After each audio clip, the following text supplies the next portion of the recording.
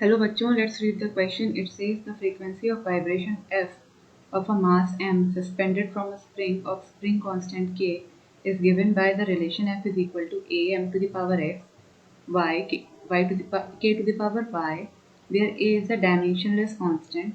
The value of x and y are. So इस question में हमसे कहा गया है कि वाइब्रेशन की फ्रीक्वेंसी f है और मास m है, स्प्रिंग कांस्टेंट k है, तो हमें x और y की वैल्यू बतानी है इस रिलेशन की हेल्प से, इस रिलेशन को एनालाइज करते हुए। सो यहाँ पे की कॉन्सेप्ट क्या यूज होगा?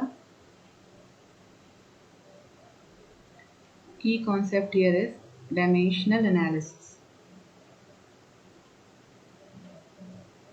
डायमेंशनल एनालिसिस किसी भी फिजिकल पैरामीटर को या फिजिकल क्वांटिटी को जब हम डिराइव यूनिट्स के टर्म्स में रिप्रेजेंट करते हैं, जो कि बेशक एसआई यूनिट होती है, वो एसआई यूनिट भी हम किसकी हेल्प से प्रेजेंट कर सकते हैं? फंडामेंटल यूनिट्स की हेल्प से, जो 7 फंडामेंटल यूनिट्स हैं। ठीक है, इसको मैं लिख देती हूँ। जैसे कोई भी डायमेंशनल एनालिसिस में हम करते क्या है, कोई भी फिजिकल क्वांटिटी है, कोई भी है, जैसे कि एनर्जी, मास, यहाँ पे फ्रीक्वेंसी है ना, तो उस फिजिकल क्वांटिटी को हम डिराइव्ड यूनिट्स में रिप्रेजेंट करते हैं। डिराइव्ड यूनिट्स जैसे कि न्यूटन, पास्कल्स, है ना, हर्ट्ज, फ्रीक्वेंसी की हर्ट्ज। तो इस तरीके से ये डिराइव्ड यूनिट्स हैं, जो कि किससे डिराइव हुई हैं? फंडामेंटल यूनिट्स से। क्योंकि 7 फंडामेंटल यूनिट्स हैं, उनसे डिराइव हुई हैं।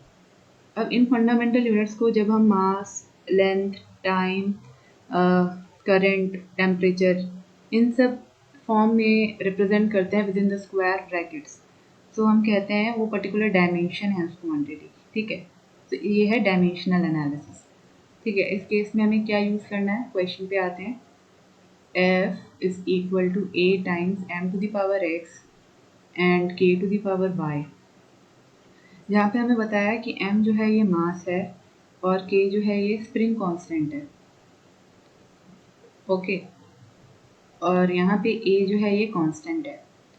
तो इसकी तो कोई क्वेश्चन पूछा क्या गया है? x और y की वैल्यू पूछी गई है। डायमेंशनलेस कांस्टेंट इसको पहले डिक्लेयर कर दिया है, यानी a की डायमेंशन क्या होगी? m to the power 0, l to the power 0 and t to the power 0। So dimension of a is this. इसी तरीके से आप m और k की डायमेंशंस भी लिख सकते हैं विद पावर्स, जो कि x और y है।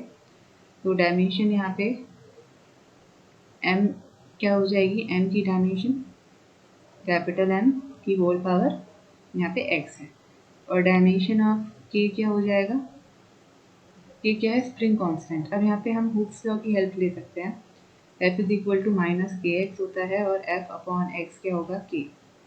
अब यहाँ f क्या है? फोर्स, तो इसकी यूनिट क्या होगी? mlt माइनस 2, और x क्या है? डिस्टेंस और इलोंगेशन इन द स्प्रिंग। तो l से l कैंसिल हो जाएगा, हमारे पास बचेगा mt माइनस 2। तो ये किसकी डायमेंशन होगी? स्प्रिंग कांस्टेंट k की। तो यहाँ mt माइनस 2 की होल पावर y आ जाएगा। अब इसको साथ में लिखते हैं। फ्रीक्वेंसी की डायमेंशन आप कैसे रिप्रेजेंट करेंगे? फ्रीक्वेंसी इज, एक रिलेशन याद रखिए, frequency into wavelength is equal to c, which is the speed of light, और आप इसे v से भी रिप्रेजेंट कर सकते हैं। विद, अगर कोई मीडियम में से पास हो रही है वेव, तो वेलोसिटी भी हो जाएगी। अब यहाँ पे frequency is equal to velocity over wavelength. Velocity is lt minus 1 and wavelength is length होती है, तो l। तो यहाँ पे t इनवर्स डायमेंशन आ जाएगी फ्रीक्वेंसी की। ठीक है, सो ये 4 डायमेंशन आ गई। अब इसको हम रिलेशन में पुट करते हैं।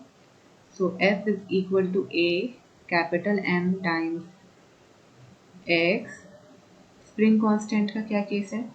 mt minus 2y, right. और यहाँ पे फ्रीक्वेंसी किससे रिप्रेजेंट हो जाएगी? t इनवर्स से। ओके, अब a को हम यहाँ से हटा देंगे क्योंकि इसकी डायमेंशन है नहीं। तो अब जिनकी डायमेंशंस हैं उनको लेफ्ट हैंड और राइट हैंड साइड से इक्वेट कर देंगे। अब यहाँ राइट हैंड साइड में मास है, लेकिन लेफ्ट हैंड साइड में मास नहीं है, तो हम यहाँ कह सकते हैं मास के टर्म्स में अगर हम इसे रिप्रेजेंट करें तो ये क्या होगा, m to the power 0 t to the power -1. So और right hand side m x plus y t to the power -2y. ठीक है, यहाँ क्या हो जाएगा, m to the power 0 t -1. So x plus y is equal to 0 और -2y is equal to -1. Minus से minus cancel हो गया, y is equal to 1/2. So x क्या हो जाएगा, -1/2. जब हम इस y को इस इक्वेशन में पुट करेंगे तो x की वैल्यू आ जाएगी. ठीक है, सो x और y की वैल्यू आ गई हमारे पास. इसको चेक कर लेते हैं. x की वैल्यू -1/2 है और y की वैल्यू 1/2 है. सो करेक्ट ऑप्शन क्या होगा, B. I hope you understood it well. Best of luck.